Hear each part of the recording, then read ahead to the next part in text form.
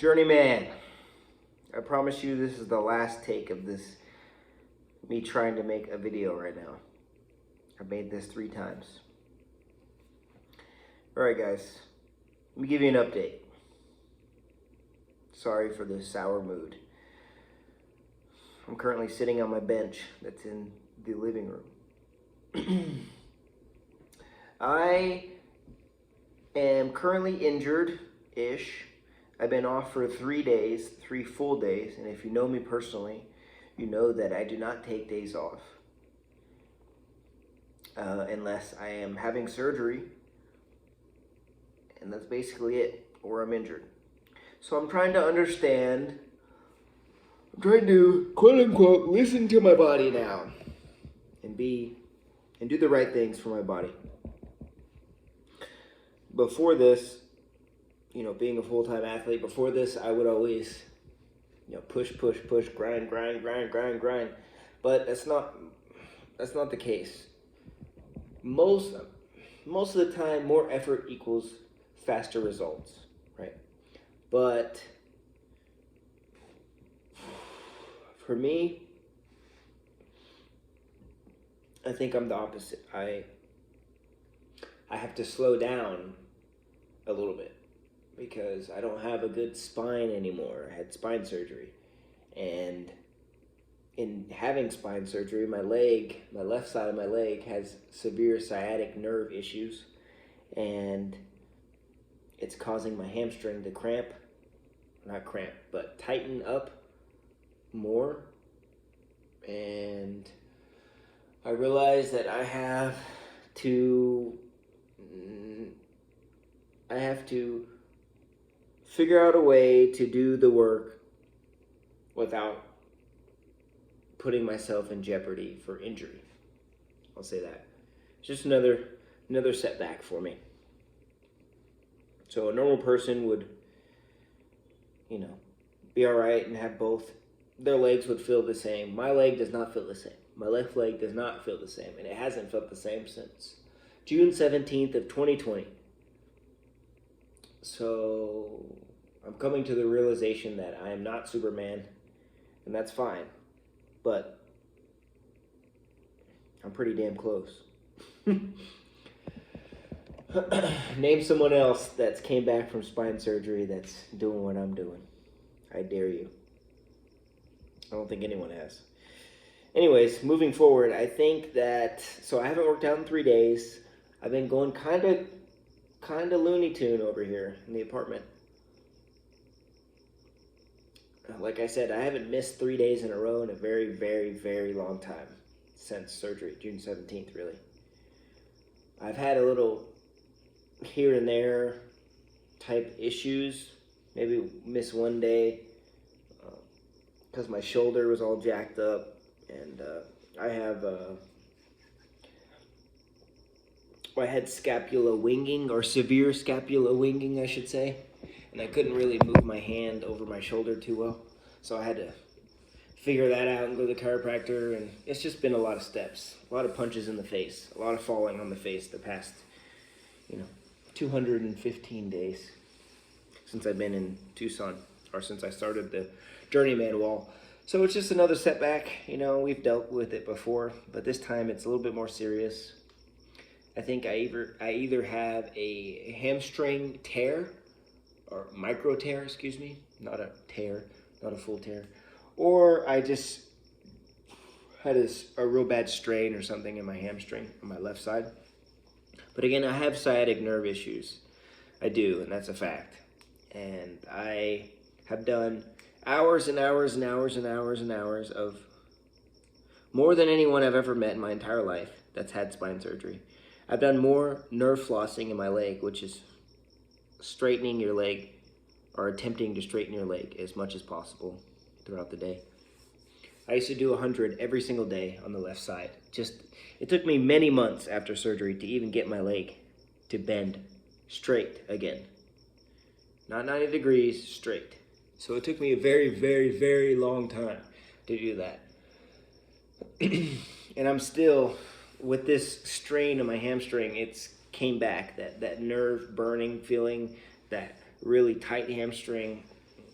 So what actually happened was I had a pop.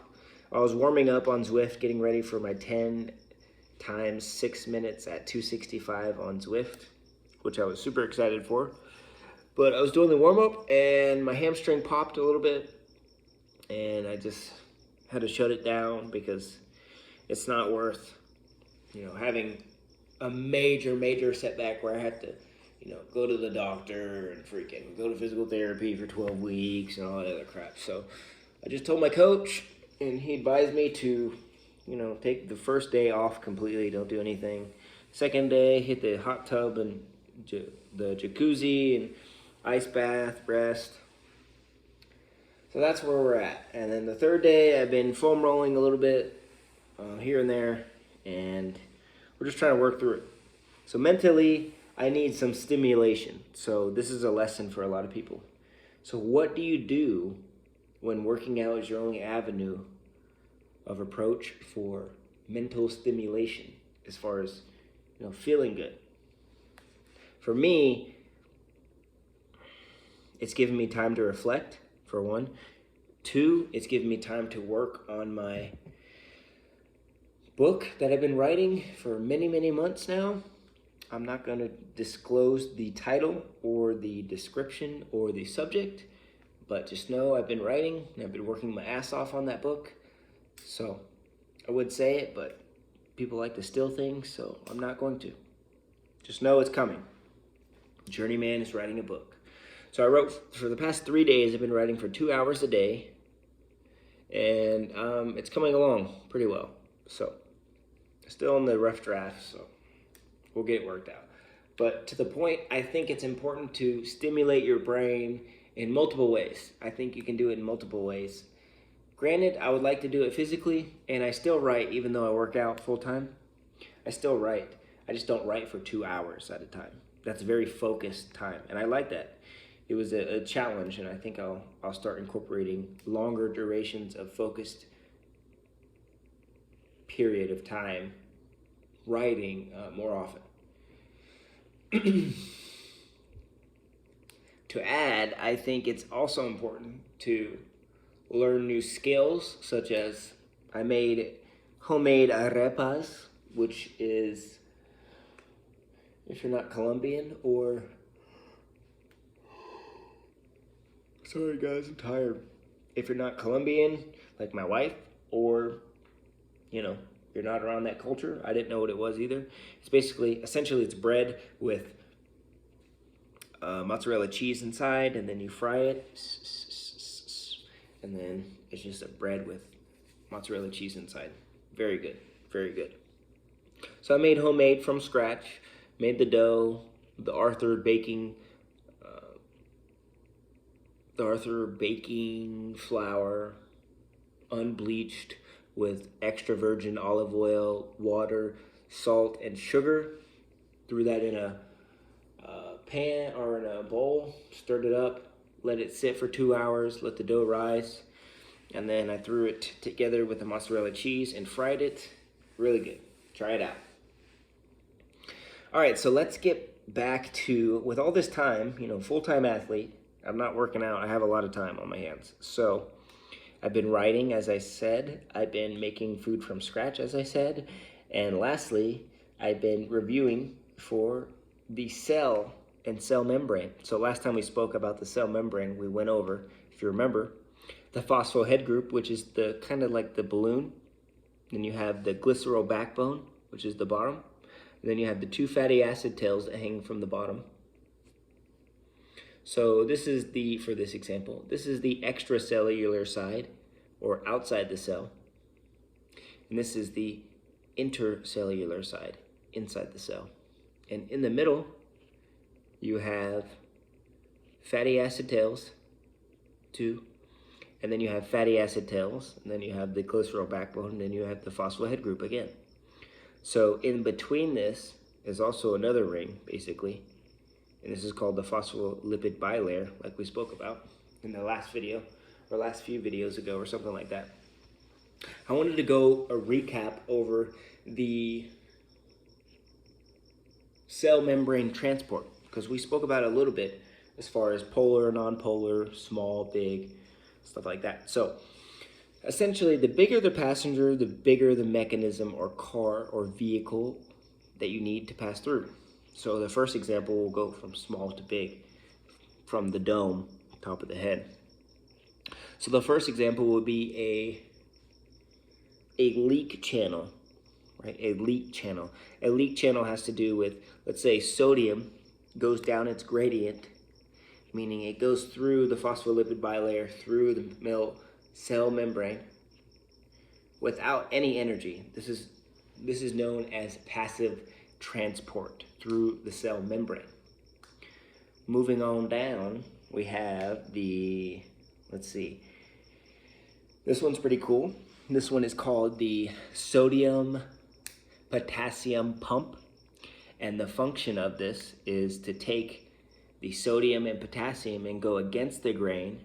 So the extracellular side, potassium, which likes to congregate on the outside of the cell, as opposed to sodium, which likes to congregate on the intracellular side or the inside of the cell. The pump actually forces it to go against the gradient, as we spoke about in the leak channel. It just goes down the gradient. This one forces against the gradient, against the grain. And it uses against the grain. Obviously, you need energy to move stuff against its normal path of travel.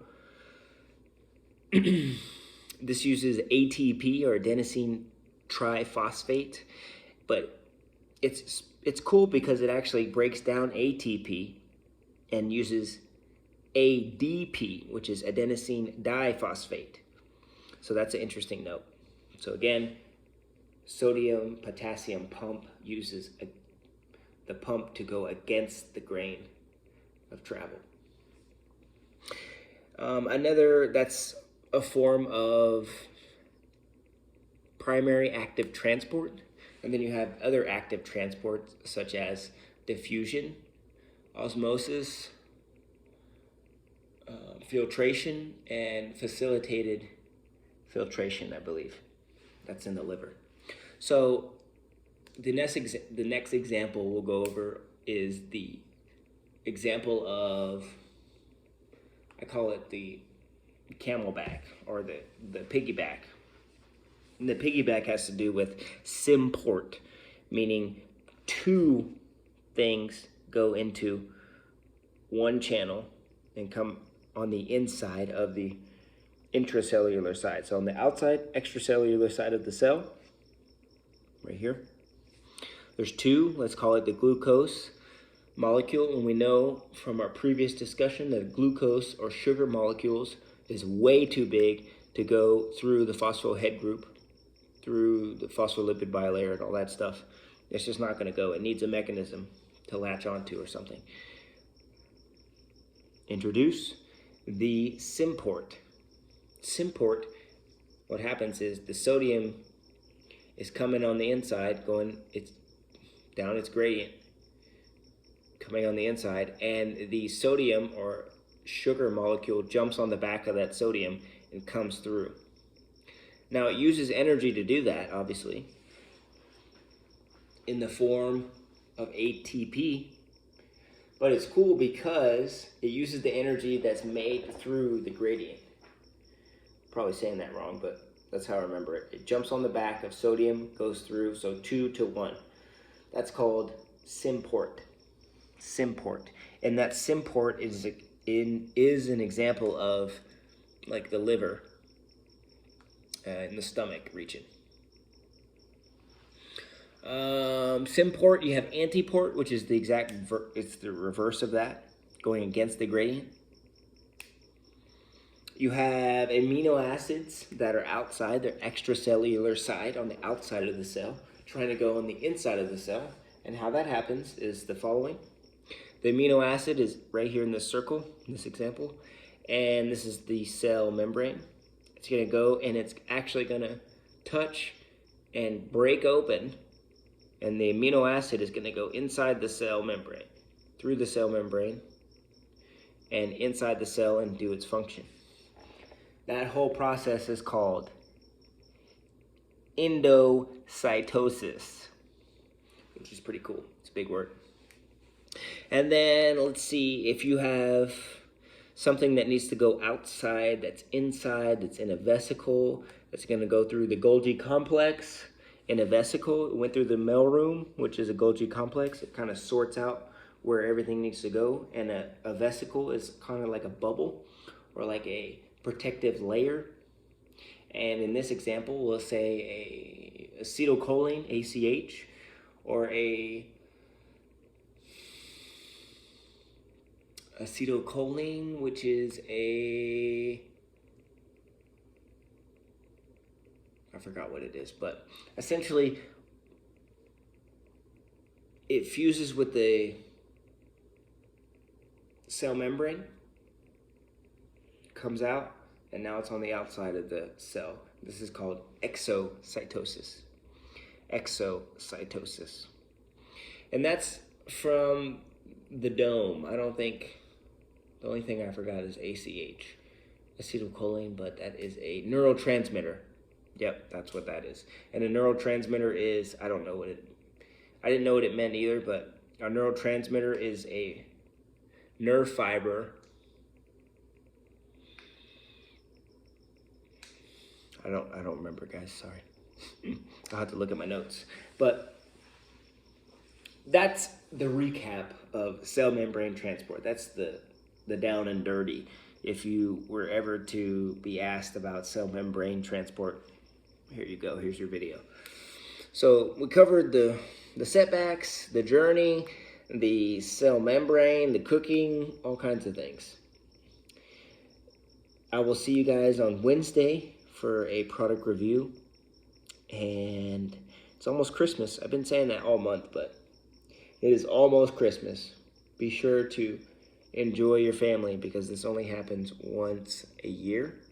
And if you only see your family once a year or twice a year and your mother dies in 5 years, you're only going to see them 10 times. Simple math, but the gravity of the math is huge.